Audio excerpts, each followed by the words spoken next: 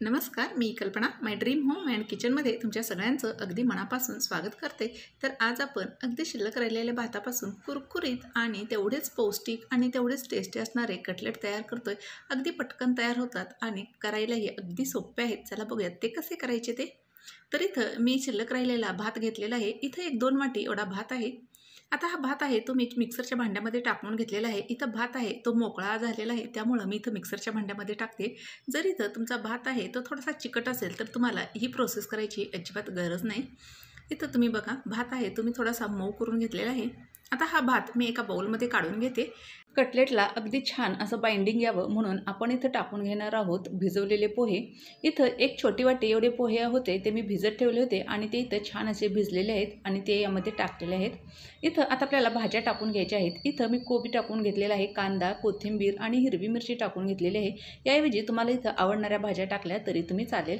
यातच आपण काही बेसिक मसाले टाकतोय, त्यासाठी इथं मी 1 चमचा एवढा गरम मसाला, 1 चमचा एवढं लाल तिखट, पाव चमचा एवढी हळद टाकलेली आहे, अर्धा चमचा एवढी जिऱ्याची पूड टाकलेली आहे, धण्याची पूड टाकलेली आहे आणि चवीनुसार मीठ टाकून आपल्याला इथं हे जे मिश्रण आहे ते छान असं मळून घ्यायचं आहे।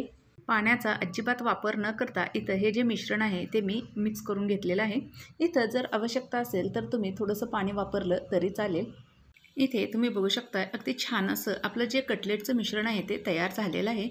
आता यानंतर इथं मी हाताला थोडंसं तेल लावून घेणार आहे आणि इथं तयार केलेल्या आपल्या भाताच्या मिश्रणाचा एक छोटासा गोळा घेऊन मी इथं गोल अशी त्याची कटलेट किंवा भाताची टिक्की तयार करून घेणार आहे।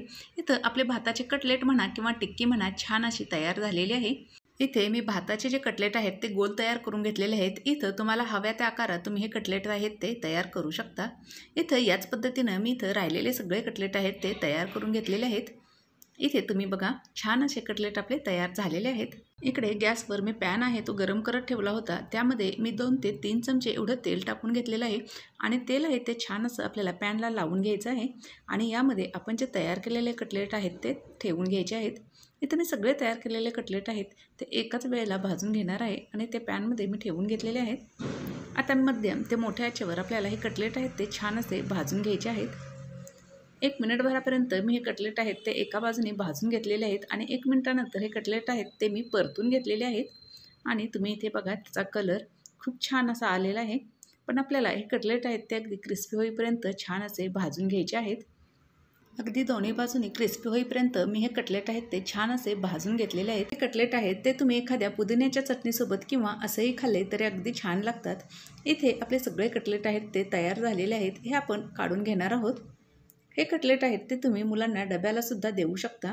इथं मुलं हे कटलेट आहेत ते अगदी आवडीनं खातात।